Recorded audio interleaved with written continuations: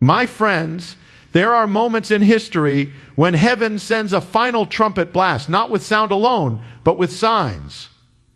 Signs that whisper, signs that shout, signs that declare the time is at hand. From the beginning, the prophets spoke of a moment, a final gathering, a catching away, a meeting in the clouds.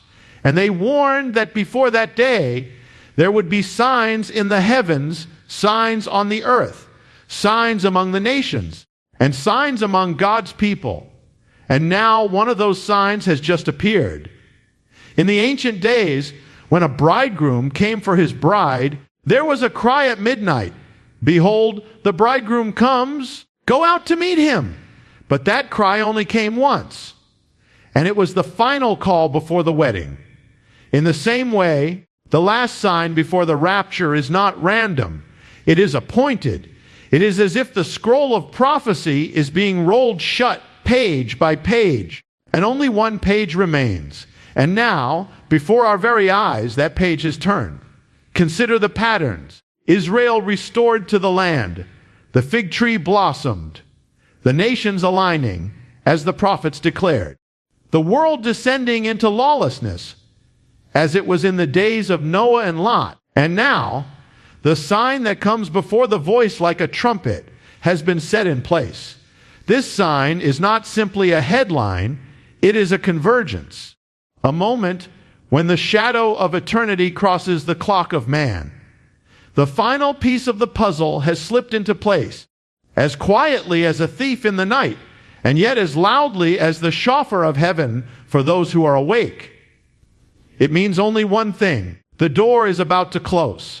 The cry is about to go forth.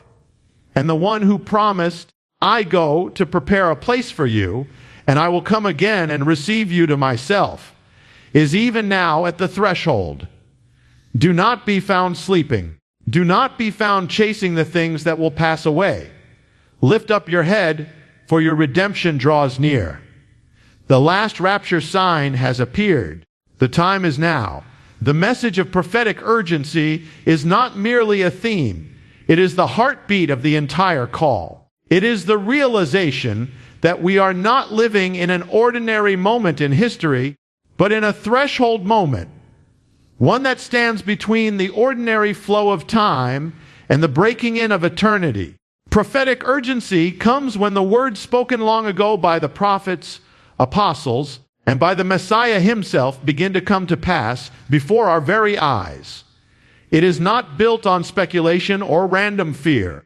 It is rooted in the clear patterns God has revealed through his word and in the alignment of events that bear his unmistakable fingerprints. From the earliest days, Scripture has warned of a final generation, a people who would live to see the signs that would immediately precede the great and sudden gathering of God's people. This urgency is unlike the natural rhythm of waiting and watching that has defined believers for centuries. It is the heightened awareness that the signs have shifted from being distant markers to being present realities. Like a watchman on the wall who once saw the faint glimmer of movement far off, we now see the dust of the approaching procession kicking up in the streets, just outside the gate. Prophetic urgency grips the heart when one understands that God does not allow his appointed times to drift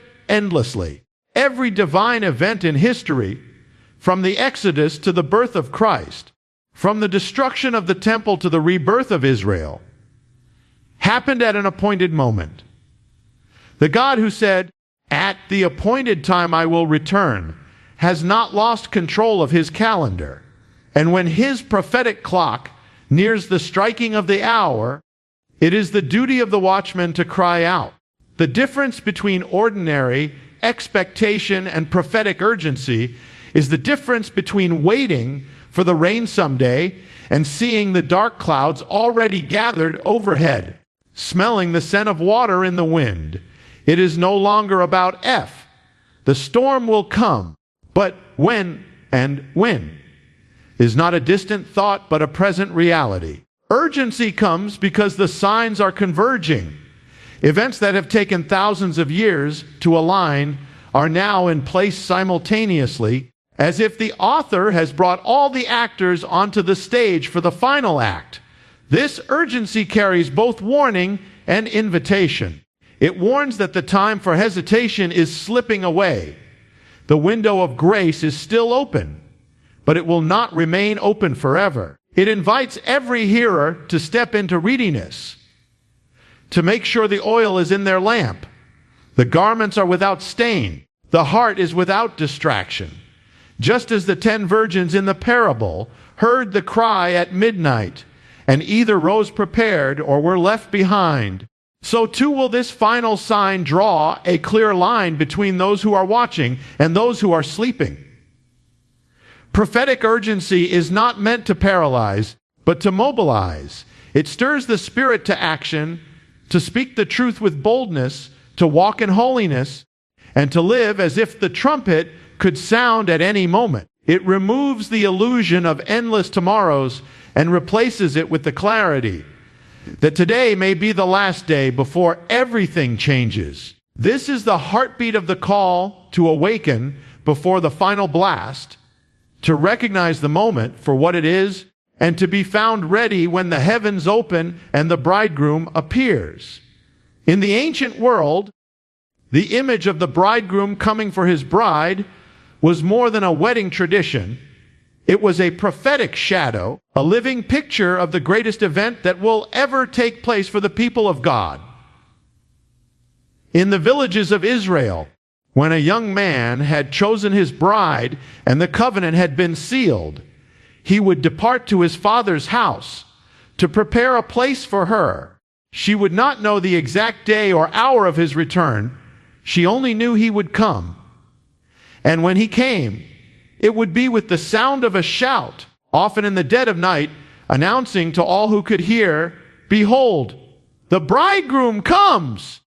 Go out to meet him." This cry was the final moment before the wedding feast began. And for the unprepared, it was too late to get ready. The scriptures use this imagery deliberately to describe the return of the Messiah for his people. It is not just a poetic metaphor, it is a divine pattern woven into the very fabric of Hebrew life to point forward to a greater reality. The midnight cry represents the last call before the great gathering, the rapture. Once the cry is heard, there is no time left to prepare. You must already be ready when it comes. The power of this picture lies in its finality. The bridegroom did not circle the village for days calling out.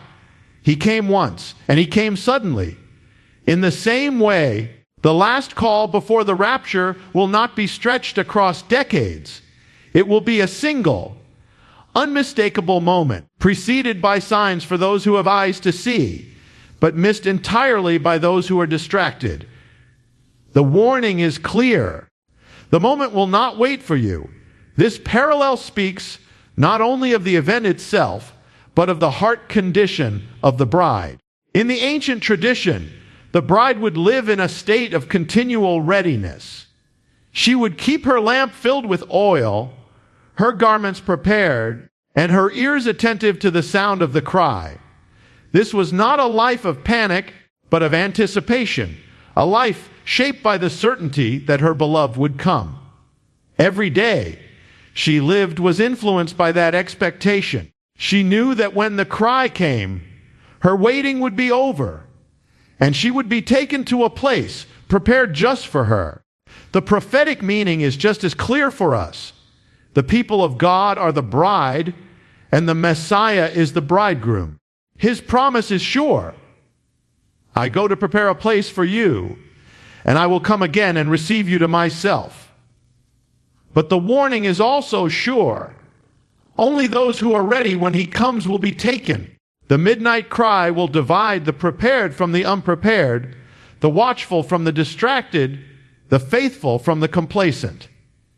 In our time, the signs that the bridegroom's approach is near are multiplying. The world stage is aligning with prophecy. The moral darkness deepens like the gathering of night, and yet within that darkness the final cry will come. It will be sudden, it will be loud, and it will be irreversible.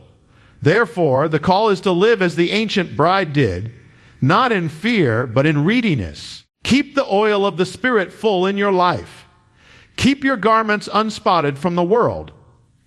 Keep your eyes fixed on the horizon, for when the cry rings out, there will be no more time to decide. The bridegroom is coming, and he will not delay. The signs that mark the approach of the great and final gathering are not scattered, random events. They are converging like rivers flowing into a single sea. This is one of the clearest markers that the hour is late. The patterns and prophecies that were once unfolding in isolation are now unfolding together. Convergence is not coincidence. It is the signature of the author, orchestrating the movements of nations, the rise and fall of powers, and the unfolding of events to bring all things into alignment with his word. For centuries, watchmen could point to one sign or another: the regathering of Israel, the increase of knowledge, the spread of the gospel to the nations. Each of these was significant, but they were like single stars in the night sky, each shining on its own. Now, they have formed into a constellation, connected, deliberate, undeniable. The rebirth of Israel has already taken place.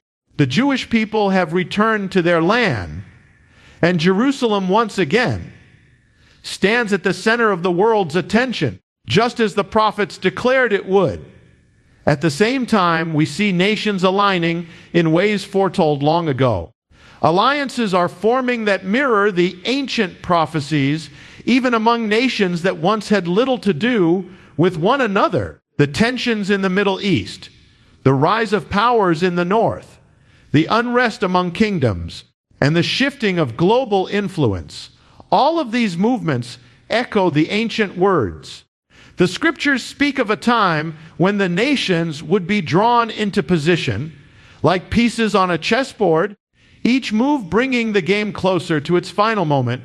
That time is now. Alongside these geopolitical signs is the moral and spiritual climate of the world.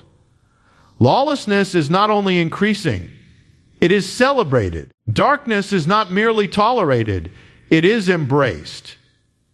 The days are becoming as they were in the times of Noah, when violence filled the earth, and as in the days of Lot, when corruption and immorality were rampant. These are not simply cycles of history. They are prophetic indicators that the world is ripening for judgment and that the rescue of the righteous is near. When these three streams, the restoration of Israel, the alignment of the nations, and the moral collapse of society, merge together, they form a river that flows directly into the final events foretold by God. This is convergence. It is not a slow process stretching endlessly into the future. It is accelerating, like the last seconds of a clock ticking faster as it approaches the hour. The patterns are intensifying, the signs are multiplying, and the space between them is shrinking. The danger is that many will see these signs and yet fail to recognize what they mean. Just as in the days of the flood, people will eat, drink, marry, and carry on with life as though nothing unusual is happening, until the moment comes and it is too late.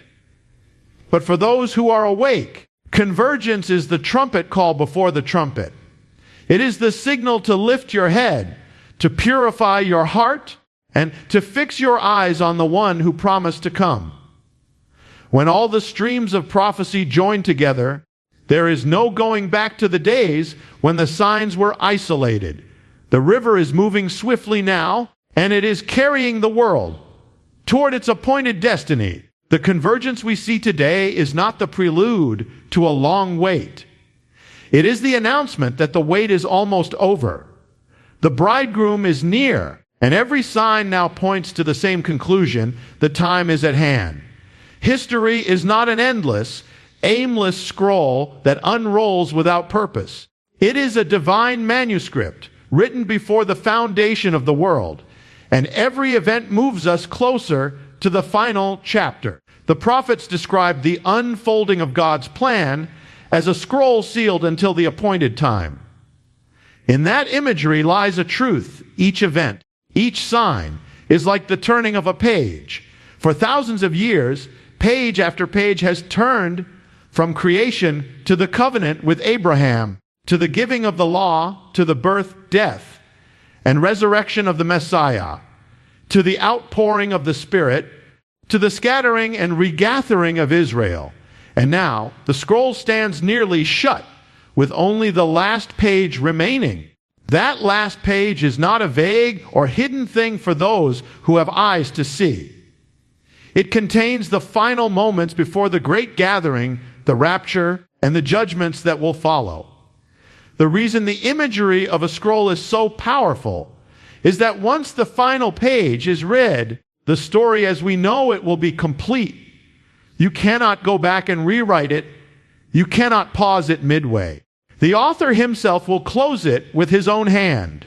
In the realm of prophecy, the turning of each page has been marked by unmistakable signs.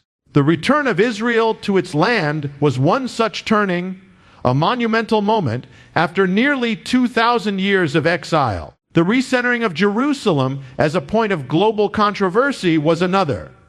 The rise of lawlessness, the global shaking of nations, the moral collapse, and the aligning of powers are all written on the lines of these final pages. We are not at the beginning or the middle of the book. We are standing at the edge of its conclusion. The weight of this reality is not meant to instill despair, but to awaken urgency. The last page means that the storyline has already reached its climax. The tension is at its highest. The next movement will not be another 1,000-year wait for the next chapter. It will be the fulfillment of what saints and prophets have longed for across the ages. The rapture is not a distant subplot in a far-off chapter. It is the scene that is about to unfold before our eyes. The closing of the scroll is not a slow, gentle act. In the book of Revelation, when the seals are broken, events move swiftly and without pause. This is why the present time feels so accelerated, why one world-shaking event seems to follow another in rapid succession. It is because we are in the final moments before the hand of God turns and that last page. And when that page turns, the world will never be the same. The church will be taken, the restraining influence removed, and the events foretold for centuries will cascade upon the earth. Those who belong to the bridegroom will be with him, and those who remain will face the time of tribulation spoken of by the prophets. This is why the last page matters. It is the point beyond which no change of mind, no new preparation, no delayed repentance will alter the outcome. The time to prepare is not when the page turns, but now, while the ink of mercy is still wet on the page we are living in. We stand at the very threshold with the author's hand poised. The scroll is almost shut. The last page is before us. And when it is turned, eternity will begin. Readiness is not an option in this hour. It is the dividing line between those who will be taken and those who will be left. The call to readiness is woven through the scriptures like a thread of gold, running from the prophets of old to the final words of the New Testament. It is not a casual suggestion, not a gentle encouragement. It is a command from the one who knows the hour and who has warned that the day will come suddenly, without announcement, like a thief in the night. Readiness begins in the heart. It is the posture of one who lives with the awareness that the next breath could be the moment the trumpet sounds. It is the mindset of the bride in the ancient wedding tradition, who did not know the day or the hour when her bridegroom would appear, but who kept her lamp filled and her garments pure. In that world, to be caught unprepared was to lose everything. The door to the wedding feast would be shut, and no amount of knocking or pleading could open it again. To be ready is to live in such a way that nothing in this present world holds you back. It means your faith is alive, your walk is pure, and your priorities are shaped by eternity rather than by the fleeting distractions of the age. It means there is no hidden sin left unconfessed, no bitterness left to poison the soul, no divided loyalty between God and the world. Readiness is not a feeling, it is a condition, a spiritual state of constant watchfulness. This is why the warning is so urgent. The signs are converging, the last page of the scroll is turning, and the final sign has appeared. When the call comes, there will be no time to run back and make things right, no chance to gather oil for an empty lamp. The parable of the 10 virgins is clear. 5 were wise and ready, 5 were foolish and unprepared. All were invited, all had lamps, all had the appearance of belonging, but only those prepared in advance entered in.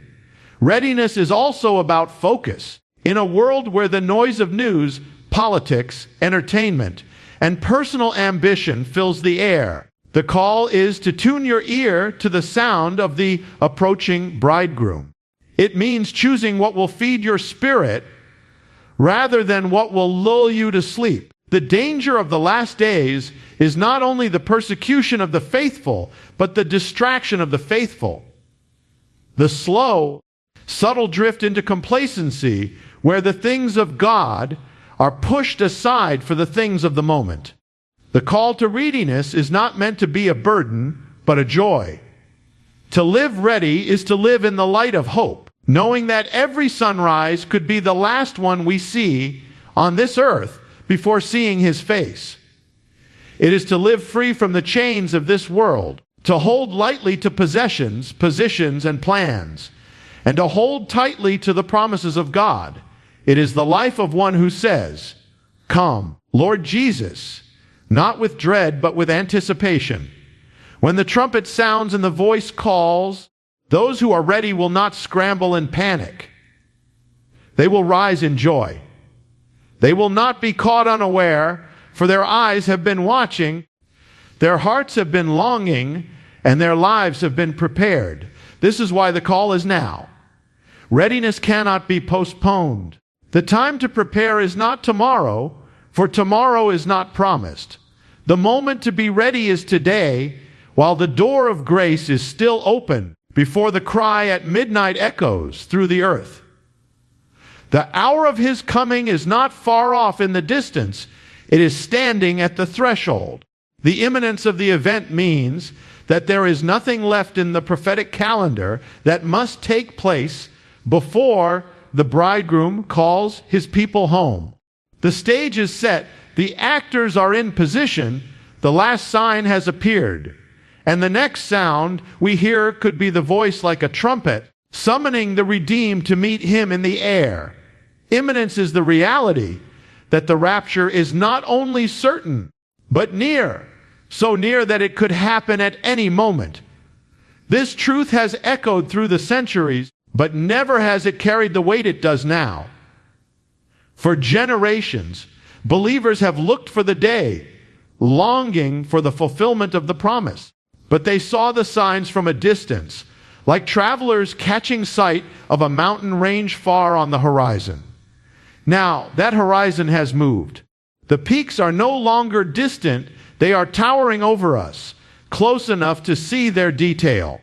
We are no longer walking toward prophecy. We are standing in the midst of it. Imminence changes everything about the way we live. When you know that an event could happen at any moment, you do not drift through life as if time is endless. You prepare. You stay alert. You keep your heart in order and your lamp burning.